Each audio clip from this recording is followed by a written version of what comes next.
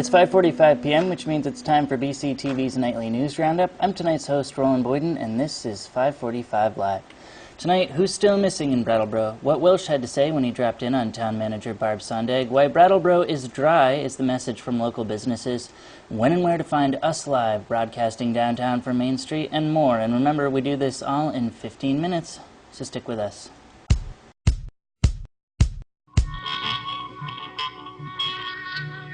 And you guys are getting too much practice, aren't you? I think you ought to, I don't know what new training you have to get every year, but I think we ought to give you a waiver. What do you think? Between our fire department and rescues, ambulance, and also their tactical team that came in during the storm, these folks did 30 rescues. You did 30 rescues? Did you have to do some water rescues too? We did, actually up in Jamaica and Wardsboro, we've been doing search and rescue. There were almost 40 individuals we helped evacuate from that area. And it happened fast. It did. No, I've been talking to folks that they thought they were going to ride it out, and the water came up so fast. So that those rescues, you didn't have a window there. And welcome back to 5:45 Live. That's Vermont U.S. Rep. Peter Welsh commending the prodigious efforts of Fire Chief Mike Bukasi, Assistant Fire Chief Pete Lynch, Rescue Chief Mark Considine, and all their hard-working crew members. When Welsh stopped by this very 230 Main Street Municipal Center office this morning to talk with Town Manager Barb Sondag about plans going forward. Among the items discussed was how FEMA's role in Brattleboro's rebuild will play out. We're going to get it. I don't know the timing, but the way the process works is that, number one, the governor makes the request. And as you know, the foundation of that request is all those reports that went into 211 so that they can accumulate the client, basically the case. And the damages, we don't have the full assessment, but it's in the hundreds of millions. Next, the new message, it seems, for the country from local shop owners around Vermont. We're open for business. Brattleboro has dried out, doors are open, goods are for sale. Brattleboro is up and ready for Labor Day weekend. And on that note, here's Select Board Chair Dick DeGray. Local businesses, when, trying to get the word out that Vermont is still open, not every place is devastated. It's going to be huge. So we do get tourist dollars coming into our state. And moving on to reiteration of yesterday's story as we try and continue to get the word out, local teen Marble Arvidsson has been missing since early Saturday afternoon. He was last seen leaving his Marlborough Road residence in West Brattleboro with plans, family members think, to take a short hike in the woods near his house. There are no indicators that this could be a runaway, and with the devastating flood striking Brattleboro on Sunday, there are growing concerns regarding his disappearance. Anyone with information should contact his family's first mentor, Julie Cunningham, at 802-258-1390, 802-258-1390, or the Brattleboro Police at 802-257-7946. And next, among the many businesses struck down by the flood was Stanley Lynn's Flat Street Motorcycle Shop, long a mecca of sorts for bikers from up and down the coast. A two-room stop our senior news correspondent Greg McAllister affectionately refers to as Stanley Zoo. Before the storm, he compiled this tribute to the iconic establishment. Somebody came by here, just a local person that was walking by, and said, "Well, we love to walk by here." They weren't motorcycle people. They said, "We love to walk by here. It's like walking by the zoo. All you guys are all out there." And of course, I have people here that look like Indians and cowboys and everything else. So it is the zoo, And I think what happens to a lot of people is they walk by expecting these really rough and tough bad guys to be here, and then when they all smile and say hi, they don't know what to do. They're lost, because underneath it all, they're just regular, everyday guys. And just a few doors down, Experienced Goods found themselves submerged on Sunday as well. BCTV Executive Director Cor Trowbridge caught up with manager Gemma Ciampoli. Among the messages, support for the store, yes. Donations to the store, no. We have a tremendous amount of volunteer support from the community. It always amazes me, the town of Brattleboro and the people surrounding everything they have to deal with right now that they're down here helping Brattleboro Area Hospice. So it's been a whole day of just moving as much inventory as we can salvage and cleaning out things that have been compromised because of the water damage. And we're just trying to save as much product as we can, and we are sending it into storage that has been donated to us. And soon, probably in the next week, we will be sending out a notice to the community and be accepting donations again. But for now, we ask you, please hold your donations. Don't send them to us right now. on our Facebook page. You can go on it, and it gets changed every single day, and it'll update you about what we're doing and keep you posted about when we're going to open, what kinds of donations we're taking, any volunteer opportunities, and it'll just keep you informed about what's happening in the community here. And with that, it's time to hit our events bulletin.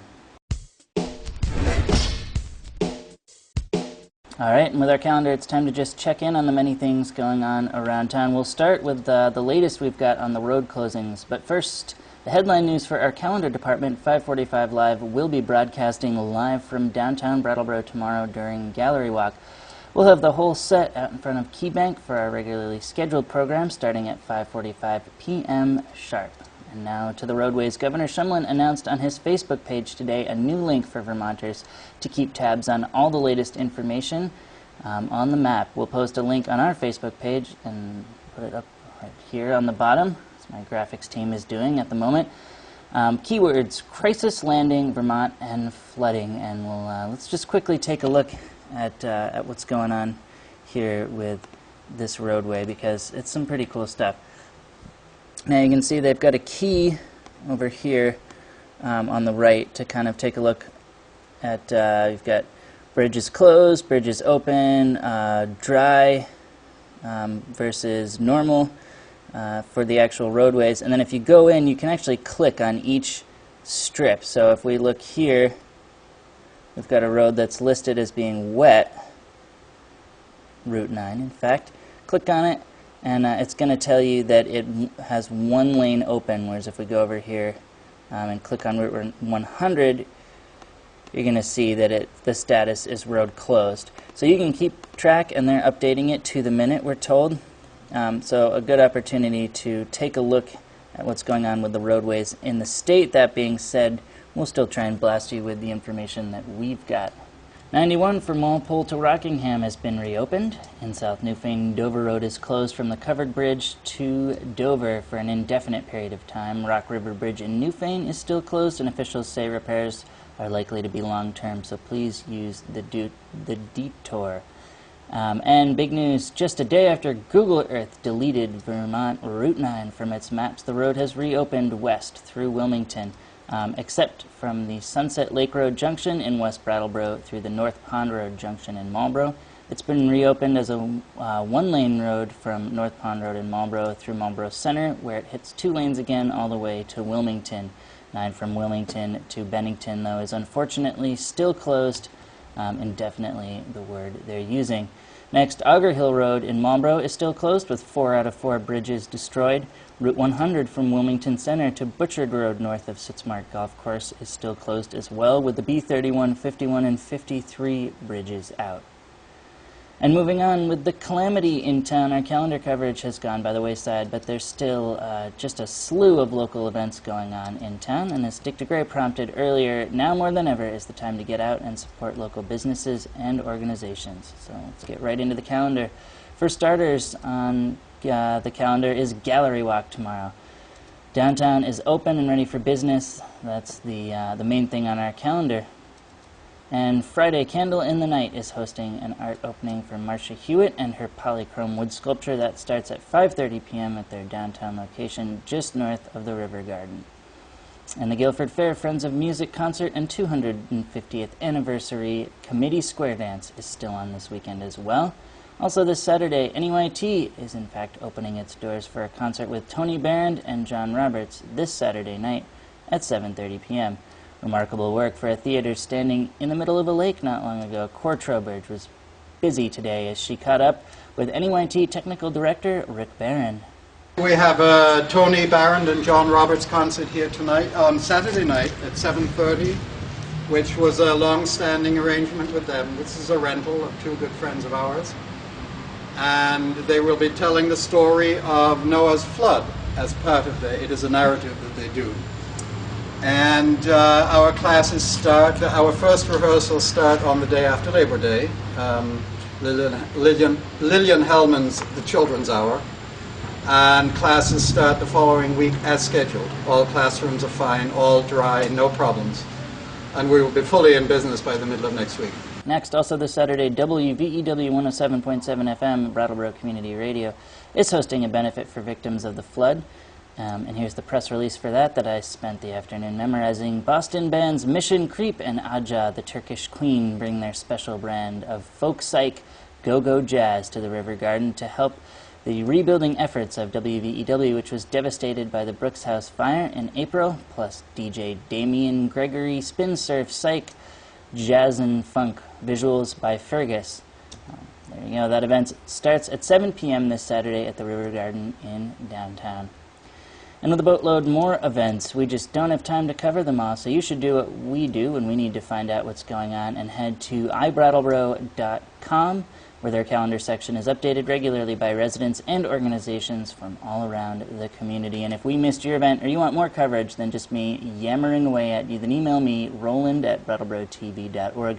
That's ROLAND at brattleboro.tv.org. We'll get your event listed or even get you or someone from your organization on camera to put a face to your event.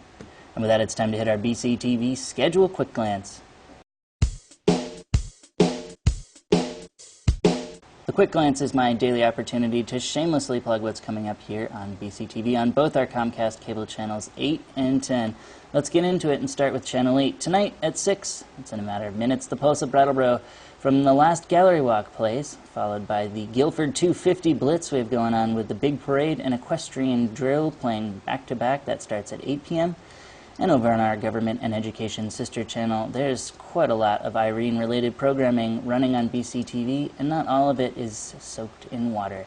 We'll start 10 off with an 8 p.m. showing of Monday's info meeting for affected residents, followed by a 9:10 showing of the William Street Press Conference held Monday with Governor Shumlin, Senator Leahy, and Adjutant General of the Vermont National Guard, Major General Michael Doobie. And moving on, there's a rebroadcast of Monday's special select board meeting, which shows tomorrow at 11:45 a.m., also on Channel 10. The next several rainstorms are going to be relatively unpredictable for us as far as where flooding may be, and as far as maybe possibly requiring us to do additional precautionary evacuations that maybe we wouldn't have done. I just want people kind of to understand that and realize that, because at this, when you know kind of where a place floods, it's easier to plan, for an event.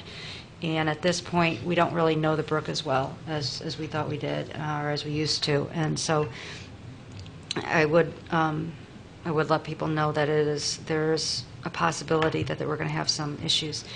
And a reminder that you can catch the rebroadcast of the dynamic and ever-entertaining 5:45 Live on mornings following a broadcast at 9:45 a.m.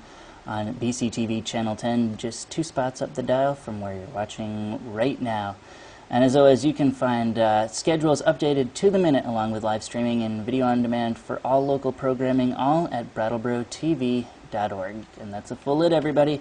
But before you switch back to Politics Nation, remember, we'll be back tomorrow live from Main Street at 5:45 p.m. outside the Key Bank in downtown, where you should come find us. We'll premiere our special 5:45 Live year-long news recap, hit a slew of interviews, get you all the usual headlines, calendar coverage, schedule, quick glance, and more. For BCTV and 5:45 Live, I'm Roland Boyden saying good night, everybody.